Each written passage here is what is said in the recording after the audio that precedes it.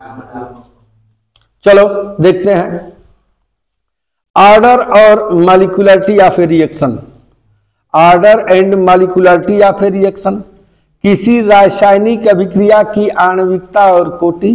किसी रासायनिक अभिक्रिया में भाग लेने वाले अभिकारक अणुओं की संख्या को उस रासायनिक अभिक्रिया की आणविकता कहते हैं।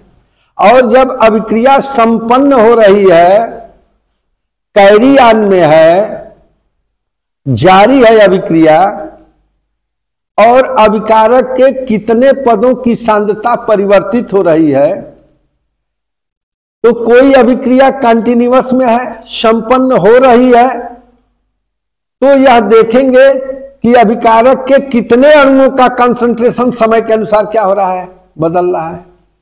तो किसी रासायनिक अभिक्रिया में भाग लेने वाले अभिकारक के अणुओं की संख्या को उस रासायनिक अभिक्रिया की आणविकता तो कहते हैं।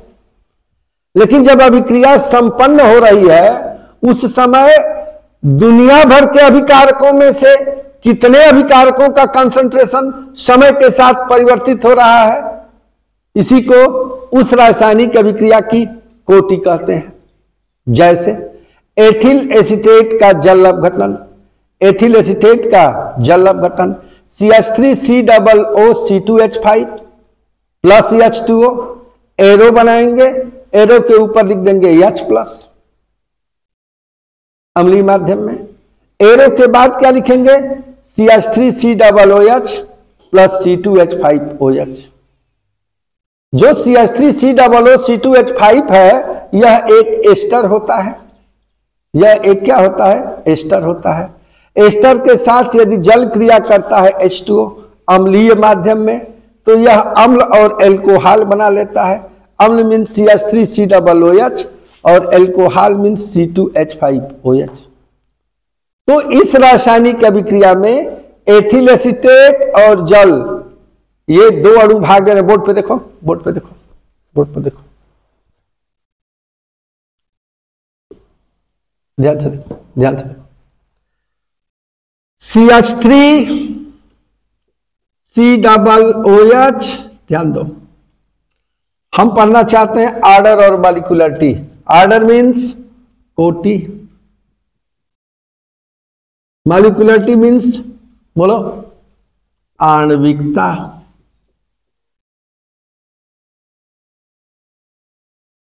आणविकता और कोटि के बारे में हम जानना चाह रहे हैं, ध्यान से समझो। आणविकता और कोटि के बारे में हम जानना चाहते हैं, ध्यान से समझो। ये कोई रासायनिक अभिक्रिया हो रही है, ये कोई रासायनिक अभिक्रिया हो रही है, बोर्ड पे देखो ध्यान से। ये कोई रासायनिक अभिक्रिया हो रही है, भाई एरो है तो रासायनिक अभिक्रिया हम दिखाना चाह रहे हैं। ये कोई रासायनिक अभिक्रिया हो रही है, इस रासायनिक अभिक्रिया में कितने अणु भाग ले रहे हैं, कितने अणु भाग ले रहे हैं। तो देखो इस रासायनिक अभिक्रिया में एक अणु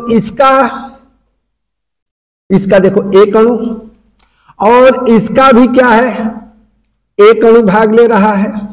यानी ये जो रासायनिक अभिक्रिया संपन्न हो रही है, उसमें अभिकारक के कितने अणु हैं जी, ये अभिकारक है। अभिकारक का एक अणु ये है और एक अणु ये है।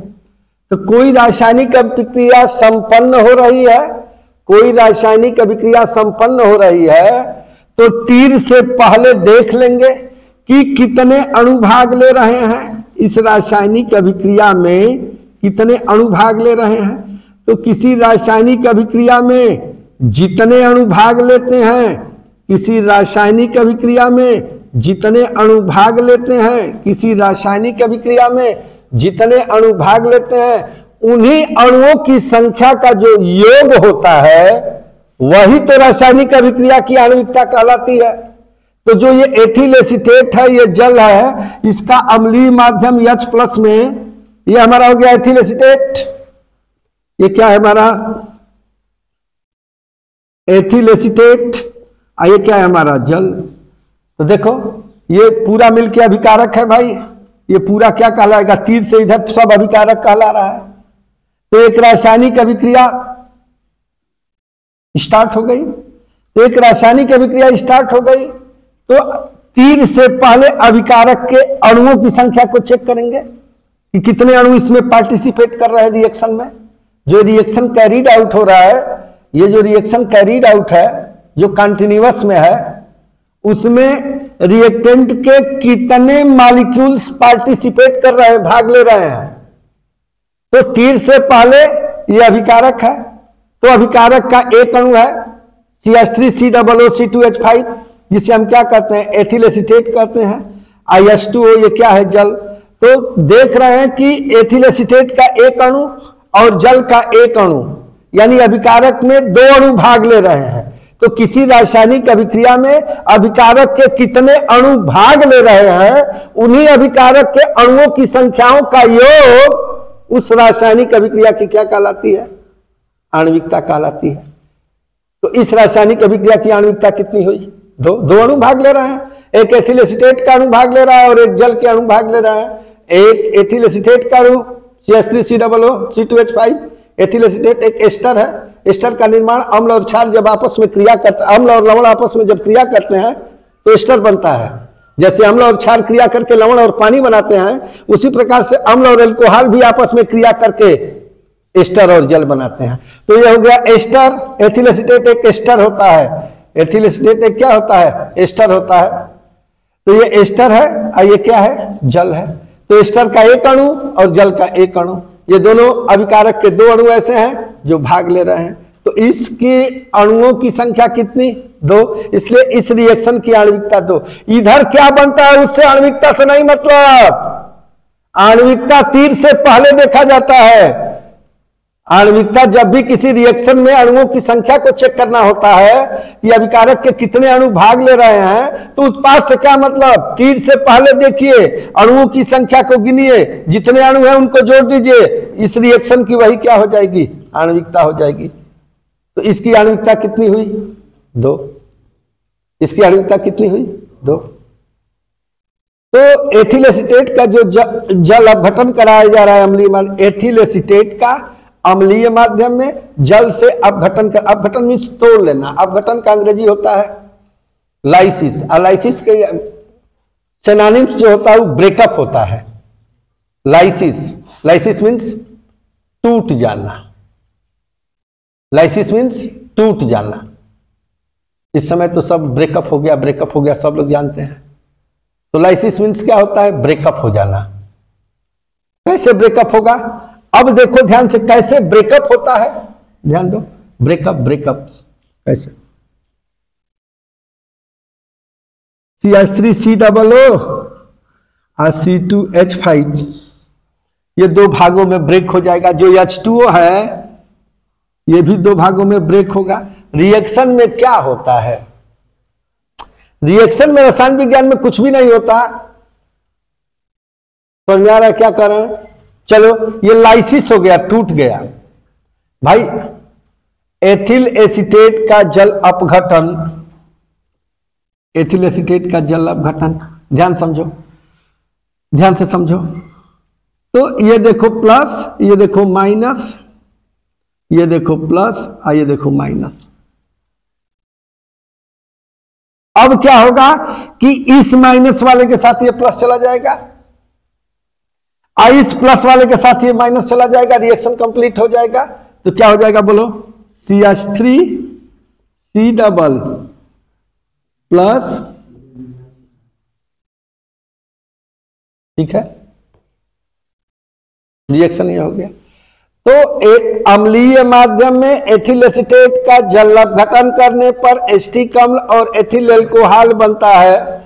एसिटिक अम्ल और एथिल एल्कोहल बनता है।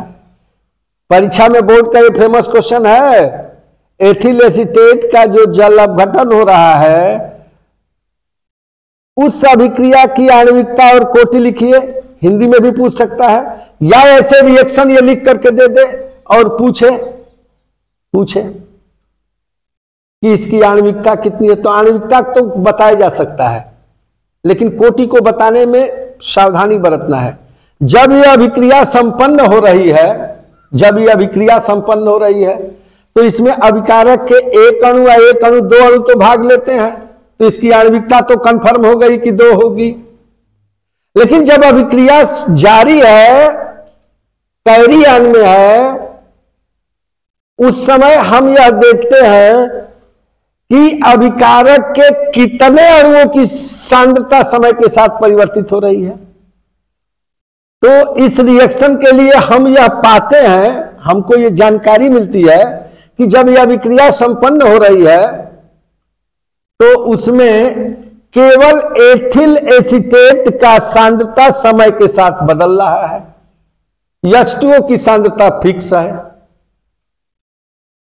H2O की सांद्रता क्या है? फिक्स है, वो बदलती नहीं है। हाँ, एथिल एसीटेट का सांद्रता क्या होता है? बदलता रहता है। तो अभिकारक के कितने अणुओं की सांद्रता परिवर्तित हो रहा है? एक, एथिल एसीटेट का। जल के अणु की सांद्रता परिवर्तन नहीं हो रहा है। तो किसी रासायनिक अभिक्रिया में अभिकारक के कितने अणु भाग लिए? देखो, तीर से पहले अभिकारक के एक अणु और एक अणु, दो अणु भाग लिए। अब जब अभिक्रिया कंटिन्यूअस में है, जारी है, संपन्न हो रही है, चल रही है, उस समय अभिकारक के इन दोनों अणुओं में से 3 भी अणु हो सकते हैं, 4 भी अणु हो सकते हैं। तो जब अभिक्रिया जारी हो रही है, चल रही है, उस समय हम यह देखते हैं कि अभिकारक के कितने अणुओं की सांद्रता समय के साथ परिवर्तित हो रही है। तो अभिकारक के तो 2 अणु हैं, तो इन दोनों अणुओं में H2O का जो अणु है, इसकी सांद्रता समय के साथ परिवर्तित नहीं हो रहा है। जितना लिया गया था, जितना गाढ़ापन था, जस का तस है। हाँ, इसका अमाउंट कम बेसी हो रहा है, यानी इसकी सांद्रता समय के साथ क्या हो रही है? बदल रही है। इसकी सांद्रता नहीं बदल रही है। तो ऐसी रासायनिक अभिक्रिया जिसमें अभिकारक के कितने अणुओं की सांद्रता समय के साथ परिवर्तित हो रही है, उन अभिकारक के अणुओं की संख्या को उस रासायनिक अभिक्रिया की क्या कहते हैं? कोटि कहते हैं।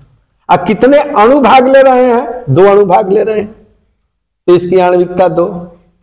अब कितनों की, इन दोनों अणुओं में से किन किन अणुओं की सांद्रता समय के साथ परिवर्तित हो रही है, तो प्रयोगों द्वारा पता चला। ऐसे पता नहीं चलता है, प्रैक्टिकल करेंगे तब जाकर के आपको पता चलेगा कि भाई H2O की सांद्रता तो नहीं बदल रही है, CH3COO2H5 की सांद्रता बदल रही है। अतः यह एक प्रथम कोटि की अभिक्रिया है।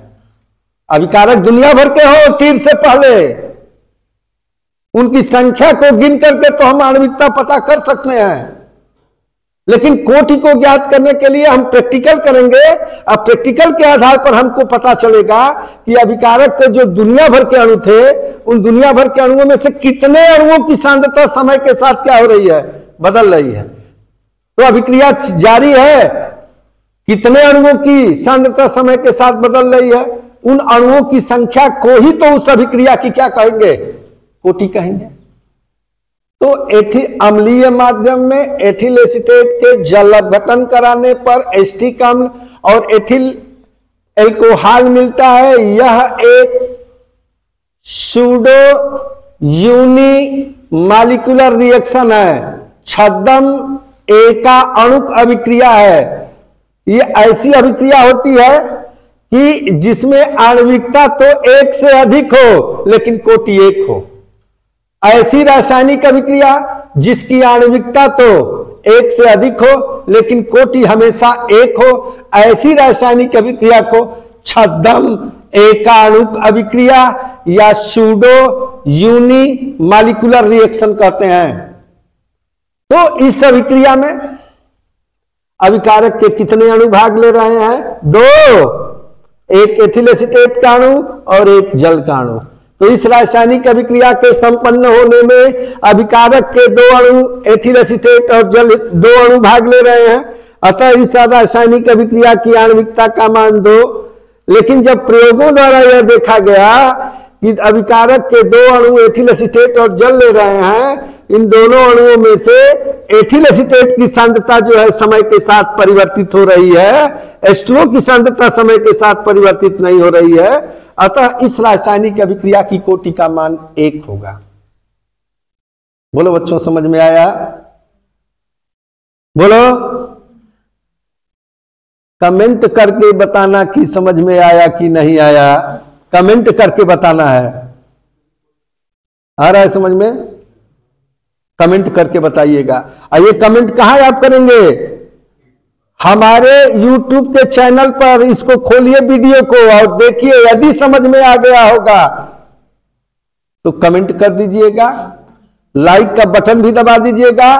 और यदि जो आपके पास पड़ोस के बच्चे हैं उनको कहिएगा कि सर जी सायंकाल में ऑनलाइन पढ़ाते हैं, सब बच्चों को उससे जुड़ करके इसका लाभ लेना चाहिए। गरीब जनता भी क्या कर सकती है? पढ़ सकती है। बहुत कोचिंग वाले कुछ दुनिया भर की बात करते हैं कि हम पढ़ाने में ठीक है, हम पढ़ाने में ठीक है, ये ठीक है, ये खराब है। वास्तविकता तो यह है कि आप देखिए ऑनलाइन पढ़ाया जा रहा है तो कि कौन कितने पानी में है, कौन क्या पढ़ा रहा है। अब इससे बड़ा प्लेटफॉर्म नहीं हो सकता। लोग चेक करते हैं कि फलाना ऐसे, पढ़ाई में चेक करिए। चलिए आगे बढ़ते हैं। तो इन दोनों में अंतर क्या है? आणविकता और कोटि में अंतर 1 नंबर का हर साल पूछता है। आणविकता और कोटि में अंतर आ रहा है समझ में? तो आणविकता और कोटि में अंतर भी है। अच्छा बताओ, तुम लोगों को आणविकता और कोटि आ गया कि कोई दिक्कत है? आणविकता और कोटि आया समझ में? बोलो भाई, आणविकता और कोटि आया समझ में? बोलो। तो ये आणविकता और कोटि कायदे से बताया गया। और इसमें डबल है, आणविकता कोटि तो है भी, एक और टॉपिक इसमें पढ़ा दिए हैं, छद्म एकाणुक अभिक्रिया। इस साल के लिए इंपॉर्टेंट है। छद्म एकाणुक अभिक्रिया, उसका बेस्ट उदाहरण है अम्लीय माध्यम में एथिल एस्टेट का जल अपघटन से एथिल अल्कोहल और एस्टिक अम्ल बनता है। ये किसका उदाहरण है? छद्म एकाणुक अभिक्रिया, सूडो यूनिमॉलिक्यूलर रिएक्शन का ये एग्जांपल्स है। आ रहा है समझ में? यदि यह वीडियो आपको अच्छा लगा हो तो लाइक, शेयर और सब्सक्राइब कर दीजिए। धन्यवाद।